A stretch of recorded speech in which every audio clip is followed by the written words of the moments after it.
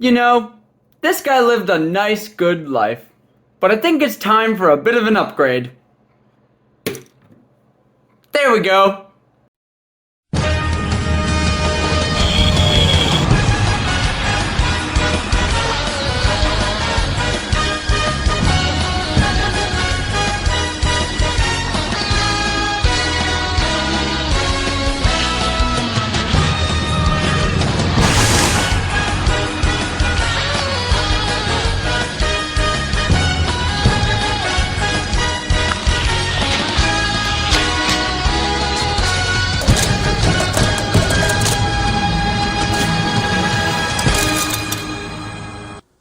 Hello everyone, this is HunterTube back again with another custom spotlight video.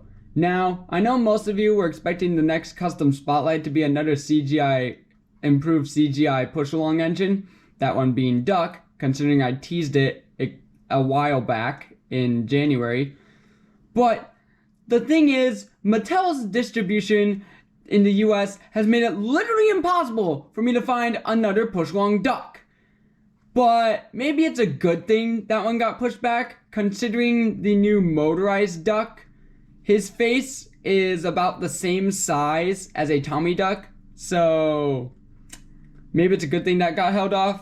But in the meantime, while we wait for Duck, as well as a few other upgraded CGI engines that I need to get some certain engines for, we have another custom we'll be taking a look at that I teased in my initial review of the 3 80th anniversary classic engines. And by the characters that you see in the background here, you can probably already know what it is. Today, we are taking a look at the updated and improved Hinata, Shoyo, Thomas. So before we take a closer look at this thing, I'm gonna give a bit of a backstory on the reason why I made this. So back when that very first image of the new motorized Thomas was revealed back in like December, we were all hyped about it and everything. And then I didn't really think much of it until a few more things got revealed. The biggest thing that got me kind of hooked on it was when the Talking Thomas got revealed. And then Hayes, also known as the Certified Sanji, in the All Engines Go Discord server, made a clean text bubble thing for the Talking Thomas, where he was talking to the All Engines Go James and was like, go crazy with whatever the Thomas says to James. And then I decided to go completely all out, and I made a complete edit where I turned the Talking Thomas into a Talking Hinata Shoyo Thomas. And then that's what kind of sparked the idea. I was like, the proportions of this thing look amazing, so why don't I make it a reality? And so I did. It's not the Talking Thomas because I'd have to go all out and figure out a way to change the voice lines on that, and also try and figure out a way to make it keep its interacting function. I would kill to figure out a way to do that. Someone please tell me how to do that. I'd kill to make like a Talking Hinata Thomas where he actually says lines from like the Haikyu show, please. But yeah, let's take a closer look at this guy now. So, starting off with the front here, the face has stayed the same. Same with the smoke box. So how I did this was I didn't mask anything off when I was I didn't mask anything off when I was working on this. So like what I did was I unscrewed the chassis, right? And then I unscrewed this screw, and then there's another screw that's hiding up in there, which holds the smoke box in. So this screw sort of undoes the running board, but it was also glued on. So I had to use a lot of force to pull it apart, and And then I had to unscrew that other screw to get the smoke box off, which is also glued on, by the way. And then there's another screw which holds the cab roof on, which is also glued on as well. I question you, Mattel, sometimes. Why do you put screws on things if you're gonna glue these parts down anyways? But, yeah, I took those parts off, and then I did the wheels in white Sharpie paint pen, plus the little rod bits in a red Sharpie paint pen. And then for the body, I spray painted the entire thing black. I spray painted the entire body and running board black, without the smoke box face and roof, because I wanted to keep those in those nice Uranus dark gray. And honestly, the dark gray doesn't look too bad with the black, honestly.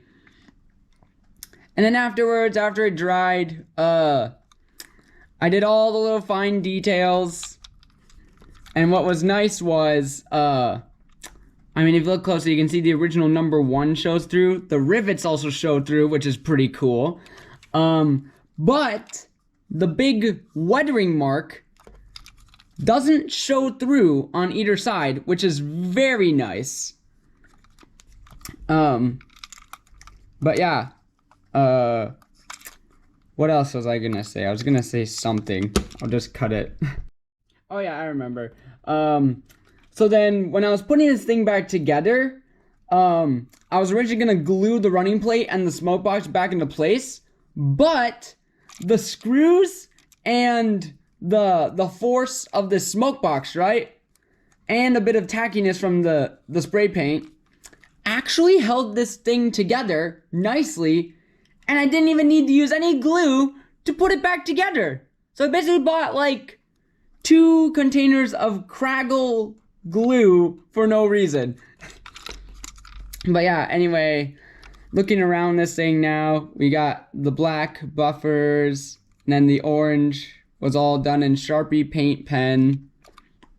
Here we have the side, got the nice number 10, got the arch here. We can see all the little rivets that are showing through. I was also originally going to like redo the rivets with like a black Sharpie paint pen so they showed better. But I like how they actually kind of showed through, thanks to the printing of them being pretty thick. But yeah, on the bottom here, I kept the little stepladder black, as I thought that'd be a nice little detail. I re-added the handrails, the cab. The white lining on the cab was so much nicer with this than the original model. On the top here, the orange lining is a little thick, but that's because it wasn't like 3-dimensional like it was on this one back here. And then I painted the whistles, the little cab windows. Here's the other side. And then here is the back. I even painted the tail lamp up. And honestly, that gives it so much more life. I will be bringing up the normal Thomas in just a sec. But yeah, adding those little details like the whistles and the tail lamp gives it so much more life. But yeah. Now we're just gonna bring up the normal looking Thomas here, just to do some quick side-by-sides. As you can see, the coupling is painted in as well. Yeah, adding that little bit of gold to the whistles gives so much more detail. Same with the back tail lamp. But yeah, this is him next to the normal Thomas. But yeah, and now I'm gonna throw him next to the original Hinata Thomas, and here we can see a whole ton of differences. Obviously, the detail wise and everything is pretty much almost identical. And then here's the tops. You can see the lining is a lot more thick, the orange. Yeah, it's even thicker than it is on the actual Thomas. Yeah. This is basically like a glow up of the original Trapmaster 2 Hinata Thomas. And here are the, whoa, gosh dang it. And then here are the sides. Literally, that taller cab does literally everything, and I love it. I'm not sure which one I did the 10 on better. I think they're both equally as good as each other, one way or another. But I love how much more nicely the cab lining is done here. Like, look how thick it is here, because I have like the only white Sharpie paint pen I have is like a big thick tip. So it made like a huge thick imprint there. But this one, with the cab having that nice indent, it meant I could go right along the edge and make it nice and thin, and I love that. Like, oh my gosh. And then we got the backs. Got that added tail lamp on the new one. Then the underneath. Another thing I love, this has nothing to do with the model, but I love how, like, when you spray paint something and then like the underneath gets extra bit, it looks like a nice weathering job.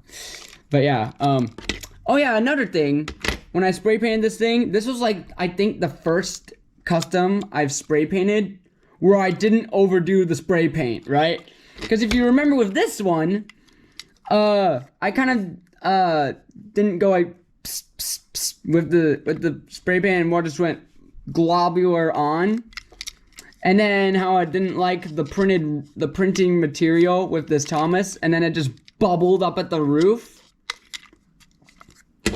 But yeah, this one I did like a nice job and just went light all over it. I did a nice light spray paint job over the entire thing. And honestly, it turned out really, really good. And also, another thing that I really like about this is that the volleyball truck that I made for this one originally, if you look how it scales with this one, it literally reaches the top of the cab. But then with this one, it scales so much nicer, and I absolutely love that.